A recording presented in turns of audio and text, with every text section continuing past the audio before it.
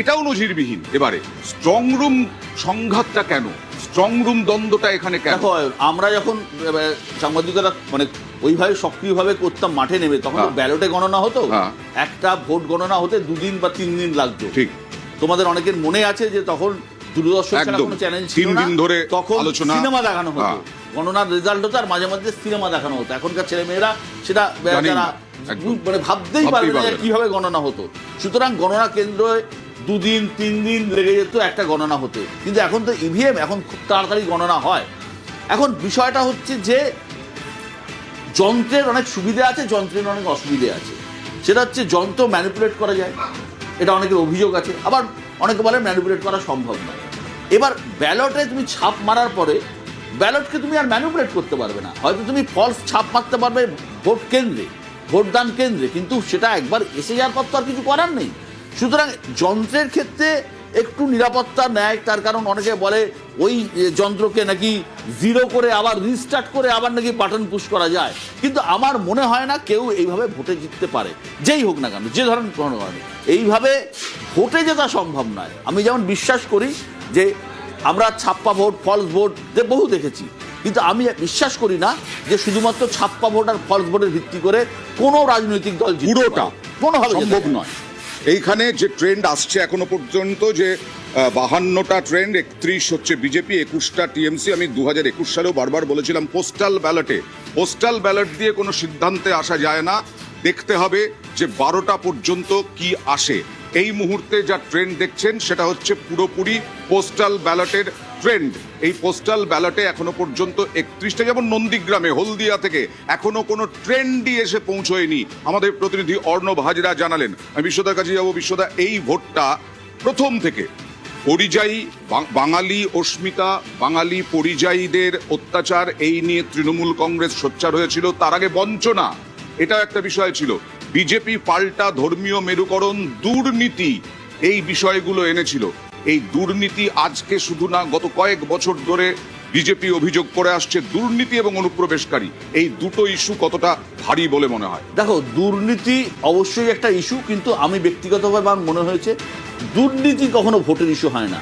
রাজনীতিবিদরা ক্ষমতায় গেলে চুরি করবেন, টাকা তুলবেন, এটা বাস্তব সত্য, সাধারণ মানুষ জানে, এটার মধ্যে কোথাও কোনো সমস্যা নেই, সন্দেহ নেই। রাজনীতি করতে গেলে টাকা লাগে। ধরো তুমি রাজনীতি করছো, তোমার বাড়িতে সকালবেলা 50টা লোক এসছে, 1 কাপ করে যদি চাও খাওয়াও 5 টাকা করে তো লাগবে রে ভাই, 250 টাকা তোমার আসবে কোত্থেকে? রাজনীতি করতে গেলে টাকা লাগে। কিন্তু হ্যাঁ, দুর্নীতিটা একটা ইলেকশনে, আজকের দিনে একটা সময় যদি আমি দেখি যে রাজীব গান্ধী, ভিপি সিং যে নারা তুলেছিলেন, গলি গলি মে চোর হয়, রাজীব গান্ধী চোর হয়, তখন সবাই বিশ্বাস করেছিল। দুর্নীতির ইস্যুতে কিন্তু রাজীব গান্ধী সরকার কিন্তু ক্ষমতায় আসতে পারেনি। কিন্তু এখনকার দিনে দুর্নীতিটা বিরাট বড় ইস্যু বলে আমার অন্তত মনে হয় না। তার থেকে এবারের ভোট অনেক বেশি অন্য ইস্যু ভিত্তিক। 1, এসআইআর, 2, হিন্দু মুসলিম, মানে ধর্মীয় মেরুকরণ। পশ্চিমবঙ্গে হ্যাঁ, ধর্মীয় মেরুকরণ প্রবলভাবে শুরু হয়েছে এবং এটা প্রতি বছর বাড়ছে। এখনো মানে আমি বলবো না যে একদম 100% হয়ে গেছে, 100% হয়নি নিশ্চিতভাবেই, কিন্তু ধর্মীয় মেরুকরণ বাড়ছে। এটা একটা বড় ইস্যু। এসআইআর একটা বড় ইস্যু, তার কারণ বহু মানুষকে এসআইআর এর নাম তোলার জন্য আসতে হয়েছে, আবার ভোট দেওয়ার জন্য আসতে হয়েছে, আবার ট্রাইব্যুনালে আসতে হয়েছে, লাইনে দাঁড়াতে হয়েছে। এটা একটা বড় ইস্যু, ধর্মীয় মেরুকরণ বড় ইস্যু, এবং একটা প্রতিষ্ঠান বিরোধী, যেহেতু 15 বছরের সরকার আছে, একটা প্রতিষ্ঠান বিরোধিতা আছে। কিন্তু আমি যেটা বললাম, পশ্চিমবঙ্গে রাজনীতিতে প্রতিটা জেলা, তুমি যদি কোচবিহার থেকে ধরো, সেই প্রথম সিট মেকলিগঞ্জ আর লাস্ট সিট সাগর, তাহলে প্রতিটা জেলার চরিত্র সম্পূর্ণ আলাদা। কোনো জেলায় এসসি ভোট বেশি, যেমন কোচবিহার জেলায় পুরোটাই অলমোস্ট এসসি ভোট এবং মুসলমান ভোট, মুসলমান কম আছে কিন্তু এসসি ভোট। এবার এই জেলায় নানা রকমের, আমাদের এখন তো পরিবর্তন হয়ে গেছে, আমরা জানতাম না এসসি ভোট কি, মতুয়া ভোট কি, রাজবংশী ভোট কি, জানা ছিল না। এখন SC vote, Matua vote, Rajbanshi vote এবং ব্লক ভোট শুরু হয়েছে। আমি জেলা ধরে ধরে আসবো তোমার কাছে। 29টাতে এগিয়ে তৃণমূল, বিজেপি 48টাতে। শিলিগুড়ি খুব গুরুত্বপূর্ণ, পার্থর কাছে চলে যাব। শিলিগুড়ি থেকে পার্থ আছে, শঙ্কর ঘোষ, গৌতম দেব, কি অবস্থা? গণনা কি শুরু হয়েছে? এখনো পর্যন্ত ট্রেন্ড কি কিছু পাওয়া যাচ্ছে?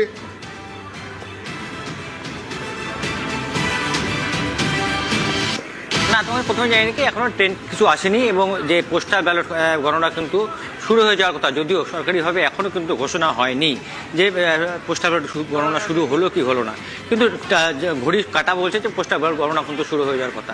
এই শিলিগুড়ি কলেজ এখানে আমরা দেখছি, এখানে কিন্তু দার্জিলিং জেলার সমতলে 3টি কেন্দ্রের গণনা হবে, শিলিগুড়ি, মাটিগাড়া, নকশালবাড়ি এবং ফাঁসি দেওয়া। অন্যদিকে দার্জিলিং বিধানসভা গণনা হবে দার্জিলিং গভর্নমেন্ট কলেজ এবং কার্শিয়াং একটা কার্শিয়াং কলেজ এবং কালিম্পং একটা কালিম্পং কলেজ।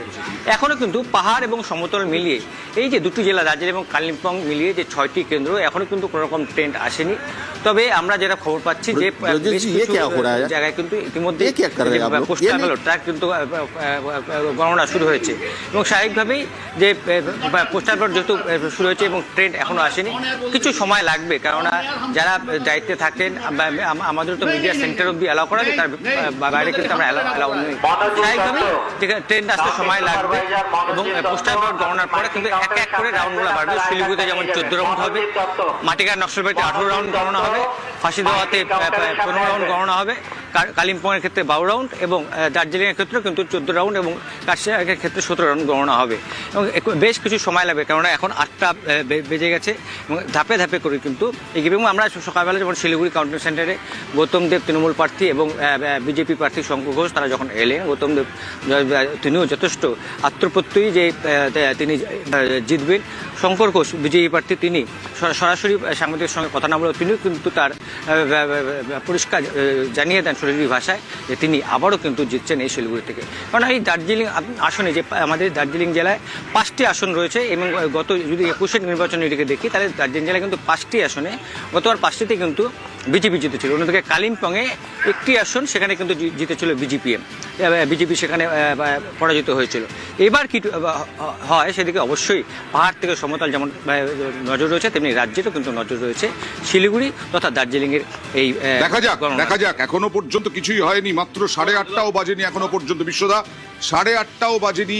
আমরা যাদের সঙ্গে কথা বললাম এখনো পর্যন্ত তারা বলছেন কোনো ট্রেন্ড বাইরেও আসেনি, কিচ্ছু আসেনি।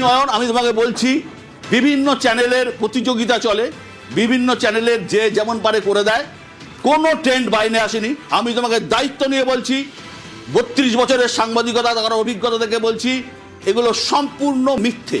এখনো পর্যন্ত কোনো ট্রেন্ড বাইরে আসেনি, কোনো পোস্টাল ব্যালটের ট্রেন্ড বাইরে আসেনি, সে আমার চ্যানেলই হোক বা অন্য চ্যানেলই হোক। যা দেখানো হচ্ছে বিভিন্ন চ্যানেলের মধ্যে, আমি নিশ্চিত হয়ে বলছি, সাংবাদিকতা জিনিসটা এমন জায়গায় চলে গেছে, এখন অত্যন্ত খারাপ জায়গায় চলে গেছে সাংবাদিকতা জিনিস, এবং প্রত্যেকেই কোনো না কোনো এজেন্ডা ভিত্তিক সাংবাদিকতা করছে। প্রত্যেকেই বিভিন্ন চ্যানেলের সাংবাদিকতা, আবার লোকেরা সাংবাদিক হিসেবে বসে গেছে, এজেন্ডা ভিত্তিক সাংবাদিকতা হচ্ছে। আমি স্থির বিশ্বাস একটি পোস্টাল ব্যালটের মানে ফলাফল এখনো বাইরে আসেনি।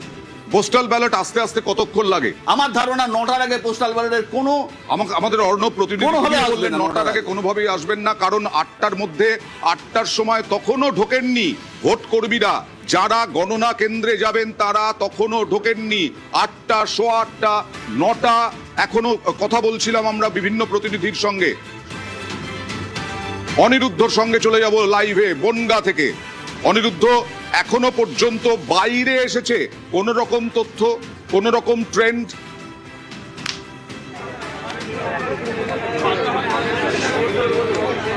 দেখো অয়নদা, তোমার যে আলোচনা চলছিল, অর্থাৎ আমাদের বিশ্বাদা এবং তুমি যে আলোচনা করছিলে যে এখনো পর্যন্ত কোনো ট্রেন্ড বাইরে আসেনি, আমি তোমাকে দেখানোর চেষ্টা করবো। আমি রয়েছি বনগাঁ দীনবন্ধু মহাবিদ্যালয়ে, এখানে বাগদা, বনগাঁ উত্তর, বনগাঁ দক্ষিণ এবং গাইঘাটা কেন্দ্রের গণনা শুরু হবে, কিন্তু এখনো গণনার প্রস্তুতি চলছে। আমি তোমাকে দেখানোর চেষ্টা করবো যে পোস্টাল ব্যালটের কথা তুমি বলছিলে, এখনো পোস্টাল ব্যালট ভিতরে প্রবেশ করেনি, অর্থাৎ সবে এসেছে, এখান থেকে ভিতরে নিয়ে যাওয়া হবে পোস্টাল ব্যালট, তারপরেই গণনা শুরু হবে। কিন্তু সেই পোস্টাল ব্যালটের গণনা নিয়ে আলোচনা হচ্ছিল। আমি সরাসরি নিউজ 18 বাংলার দর্শকদের দেখাবো যে এই পোস্টাল ব্যালট এখন ভিতরে যাবে, তারপরেই গণনা শুরু হবে। পোস্টাল ব্যালট বিষয়টা এখন যাবে, তারপরে গণনা শুরু হবে।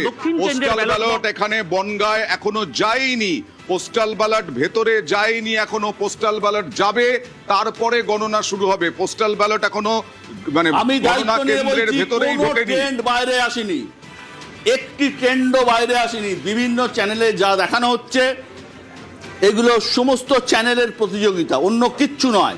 কোনো ট্রেন্ড এখনো পর্যন্ত বাইরে আসতে পারে না, বাস্তবিক আসতে পারে না। এই কারণে আসতে পারে না, তার কারণ 8টায় সমস্ত ব্যালট বাক্সগুলোকে এক করা হয়, তারপর সেটাকে মেলানো হয়, মেলানোর পরে গোনা শুরু হয়। এটা মিনিমাম আসতে 9টার আগে আসবে না, 1 ঘন্টা লাগে। ট্রাঙ্ক গুলো এত বড় বড় ট্রাঙ্ক, সেই ট্রাঙ্ক দেখে লাভ নেই, তো বাক্স আছে ট্রাঙ্কের ভেতরে, সেটা নয়, পোস্টাল ব্যালট মিলিয়ে তারপর সেটা বানানোতে মিনিমাম 1 ঘন্টা লাগবে। তুমি যদি বলো, আমার অভিজ্ঞতা বলছে সকাল 10টার আগে তুমি 2 থেকে 3 রাউন্ড গণনা হবে না পর্যন্ত। আপনারা দেখছেন এই মুহূর্তে গণনা এখনো পর্যন্ত শুরু হয়েছে, কোনো জায়গায় এখনো সেরকম ভাবে ট্রেন্ড এসে পৌঁছয়নি। বিভিন্ন জেলা থেকে আমরা খবর নিলাম, তাদের কাছে, রিপোর্টারদের কাছে এখনো কোনো সেরকম ট্রেন্ড নেই। আমি একটু উত্তরবঙ্গে যাই। উত্তরবঙ্গের পরিস্থিতি 2019 থেকে বিশ্বদা 2021, 2019-এ তৃণমূলের বিপক্ষে ছিল, 2021-এ তবু কিছুটা ওভারকাম করেছিল। 2026-এর কি অবস্থা? দেখো অয়ন, উত্তরবঙ্গে যদি তুমি দেখো, উত্তরবঙ্গের যে সিটগুলো রয়েছে, উত্তরবঙ্গের 9টা সিট রয়েছে।